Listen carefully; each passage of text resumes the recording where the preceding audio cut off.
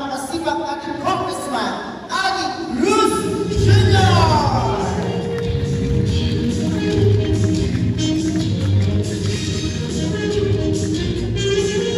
Mga kasama, o bago mo po ingay ang mikropono para sa pagbati ng ating napakasipag at talaga namang maaasahan kinatawan sa unang distrito ng Taguig at Pateros, may ituturo lang ako sa inyo sa gift.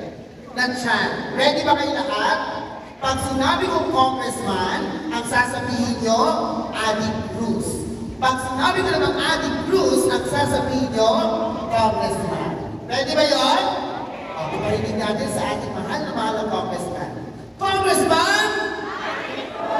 Adi Cruz! Parang mahina. Dapat ilakas natin umabot hanggang Pateros. Congressman! Adi Cruz! Congressman! Adi Cruz!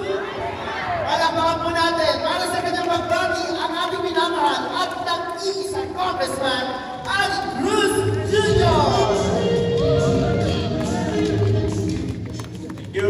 Yeah. Hep, hep! Hep, hep! Doon na kayo!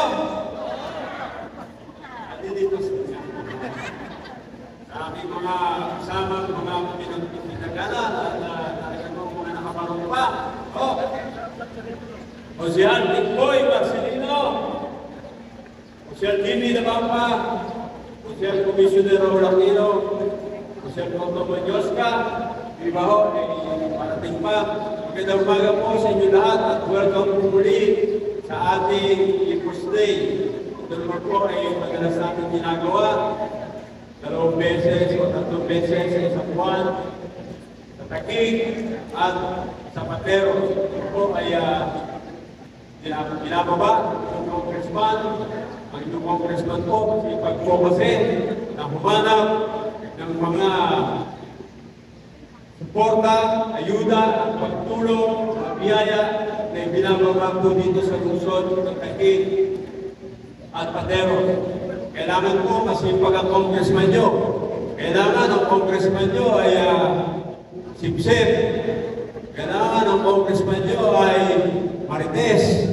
Kasi pag hindi sipsip at marites sa Kongreso, may iwanan ka ng mga tahiran na ng mga congressman, mga magagaling na, mga datiyang congressman na.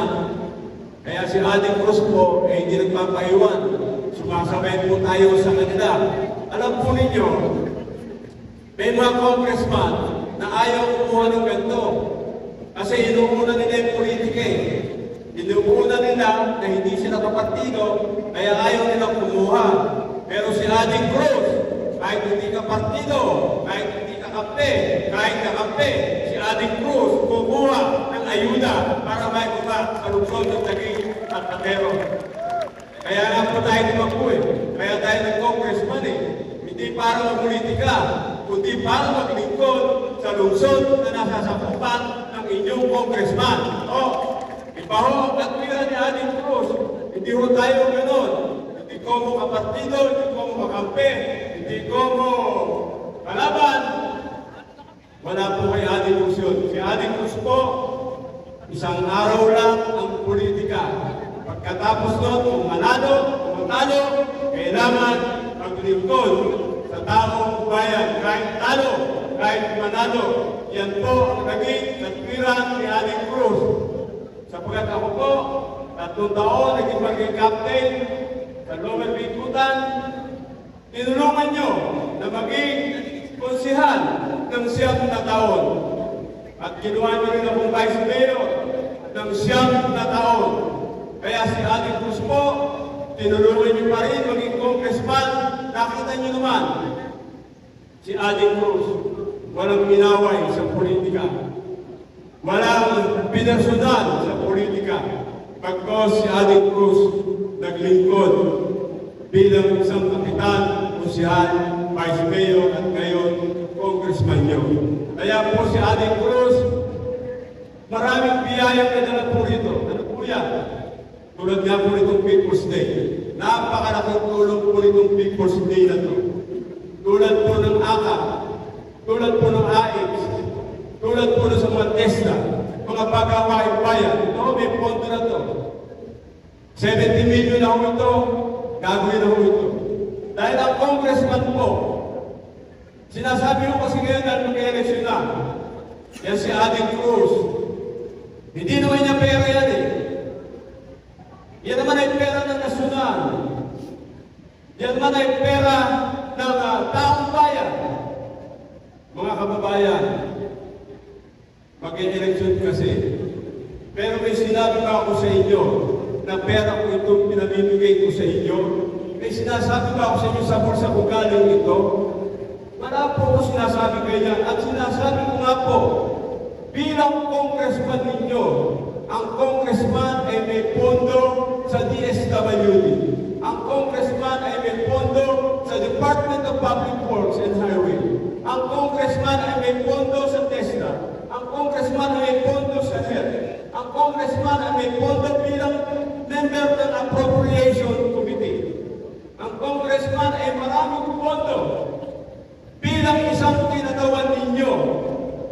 Pero kung ang congressman ninyo ay tamad, laging absent, kung ang congressman nyo ay hindi marunong humanap ng pondo para ibaba sa lugar na kanyang nasasakupan, nga kayo, wala tayong biyayang ganito. Nakita naman po ninyo, ako ho, sumasama pa kay Speaker sa mga probinsya, sumasama sa mga lakad ng ating mga committee, present lagi sa committee, present lagi sa sesyon, aktibo sa committee ng appropriation, 15 ang politiko sa Kongreso, kahit bago mo ang inyong ginagawan at si Adik Cruz, aktibo at masipag at laging top 10 sa lahat ng mga congressman dito po sa buong Pilipinas. Sinasagot ko lang po yung mga pati ko sa Facebook, nalulungkot ako sapagkat hindi naman tayo ganito. Hindi naman po tayo ganyan. Hindi naman po tayo naninira. Pero kailangan sagutin ko. Pati pagpirma ko sa impeachment, pinaparatan ako na 150 million daw ang binigay sa akin. Mamatay na po. Wala po tayong gano'n.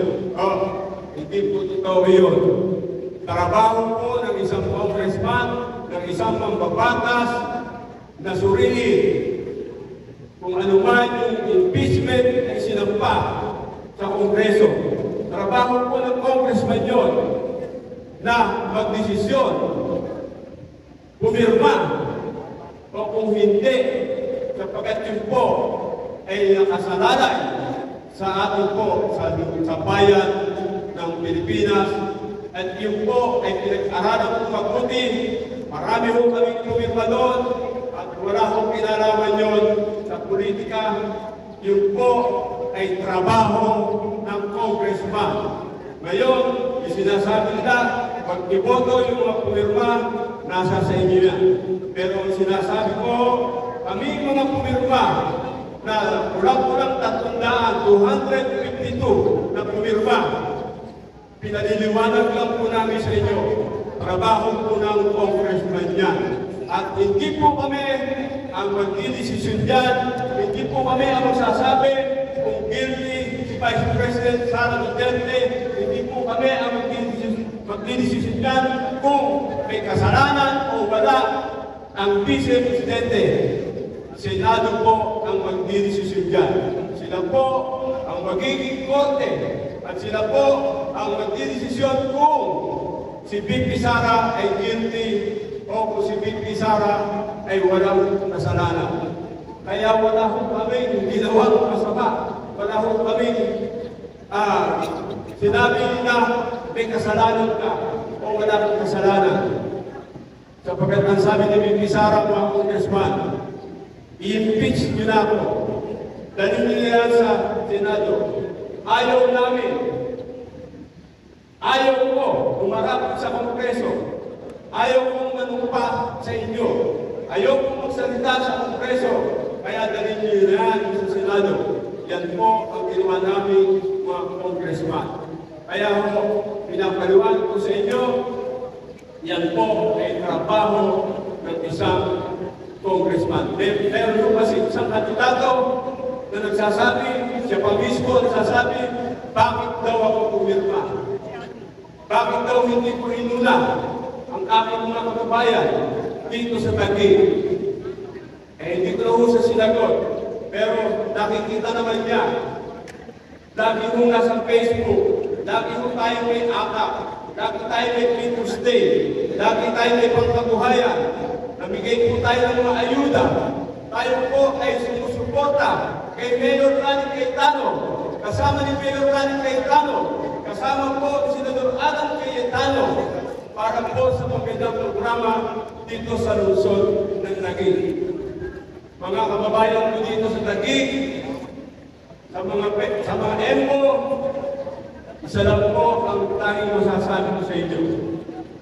Ako ho ang tunay na congressman ni Mayor Lani Cayetano. Ako ho ang tunay na congressman, nag-iisang congressman na sinusuportahan ni Senador Alan Cayetano. Ako ho ang tunay na congressman ng team Lani Cayetano. Kaya huwag kayong palilito. Maya-maya, lagi na lang siya sa Facebook, lagi na lang siya sa social media, sinasabi niya, siya ang kakampi, siya ang susuportahan, pero malinaw ang sinasabi ng ating Mayor Lani Cayetano at Senador Alan Cayetano, Senadora Pia Cayetano, ang tunay na susuportahan nila, walang iba kung hindi si Aling Cruz Jr. Ang matagal na kasama ng mga Cayetano sa paglilingkod dito sa lungsod ng Taguig at bayan ng Panteros. Si Aling Cruz po ay narito at kasama ng mga team Lani Cayetano. Ayan po, dumating na po si Atty. Joy Manga Cruz, si Cosyal Pedro Santos, Cosyal Alan Cruz, na matagal na rin kasama si Mayor Lani Cayetano at Senador Alan Cayetano. Kaya, isa lang po ang masasabi ko sa inyo, ako ho ang tunay na congressman. Huwag kayong palilito, huwag pagugulo ang isip niyo. Si Aling Cruz po ang sinusuportahan ng team Lani Cayetano bilang congressman. At si Aling Cruz po patuloy na maglilingkod sa inyo. Patuloy na magtatrabaho dito po sa lungsod ng Taguig. Patuloy ng ating mahal na Mayor Lani Cayetano, Vice Mayor Arvin Allen, at ng 12 konsehal sa District 1. At siyempre, ng ating mahal na Senadora Pia Cayetano. Muli po yung likod, Aling Cruz, nagpapasalamat po sa inyo ng marami. Salamat po sa suporta. Huwag kayong mag-alala. Ano man ang mangyari kay Aling Cruz, mahal kayo ni Aling Cruz. Magandang umaga po.